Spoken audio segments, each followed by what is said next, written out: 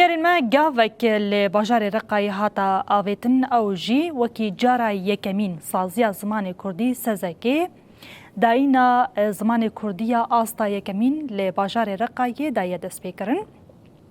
دوی دوره که هاتی دست پیکرن ده هجماره کی باش یا خوندکاران و دریت ده پرورده دبینن تایبت جی جبکاتین کرد و عرب جی خواد نافده دگرن. سازیا زمان کردی دبیجه که خوندکارن لجور 16 سالی یعنی 16 سالی اوشون ده ین جهمو بکاتیان پیشوازی کنن.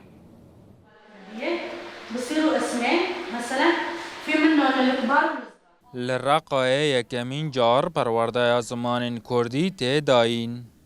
سازی زمان کردی دست به پرورده آستا یکمین آزمان کردی کر. 25 خوندکار لباجیر فیری زمان کردی دبن. هفسروکا سازی زمان کردی آرقای اوین علی دیار کر که ده پرورده دا خوندکار ج کرد و عرب بشتار بونه. اف پرورده هر کس کنه در باسی و پرورده به جبهکاتی عرب و جبهکاتی کرد و در فتح جبهش هر کسی را که فیر زمان کردی ببن. اوین علی دبیجه پرورده دج آلین ماموستین پسپور و روژن شمیه دشمه و چارشمه ج ساعت 10 یا 12 ورد داین.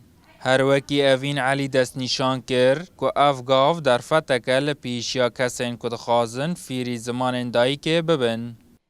آستی نها آستی یکیه آستی یکی سه ماهان درج دکه پشتی آستی یکی بقده ام آستی دیان و سیسیان کانن دست پی بکن آستا یکی سه ماهان درج بکه پشتی سه ماهان نظام تقییمی هیا سیستم نرخاندن پرورده به داوید به دوره یا پرورده ده سرسه آستان ورد داین.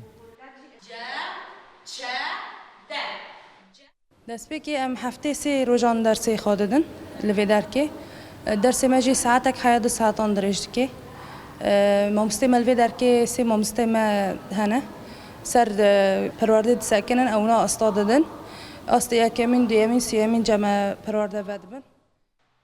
هیجایی ببیر خستنه یک و سازی زمان کردی لرقای 15 گلانج آلیه دستای فیر کرن و پرورده یا کانتون رقای و هات وکرن.